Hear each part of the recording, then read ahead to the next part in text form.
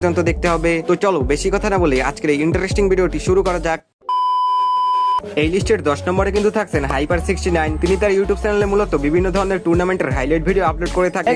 আজকের ভিডিওতে আমরা খেলতেছিলাম ভাই 15,000 টাকার একটা টুর্নামেন্ট, যেখানে অনেক কষ্টে ভাই কোয়ালিফায়ার দিন টপ 1 মাইরা আমরা কোয়ালিফাই করি। যাই হোক, তার ইউটিউব চ্যানেলে বর্তমান সময় সাবস্ক্রাইবার রয়েছে 1,22,000 এবং তিনি এই পর্যন্ত তার ইউটিউব চ্যানেলে 479টির মতো ভিডিও আপলোড করেছেন। আর এই ভিডিওগুলো থেকে কিন্তু তিনি মান্থলি 15 থেকে 20,000 এবং বছরে 1 থেকে 1.5 লক্ষ টাকার মতো ইনকাম করে থাকেন।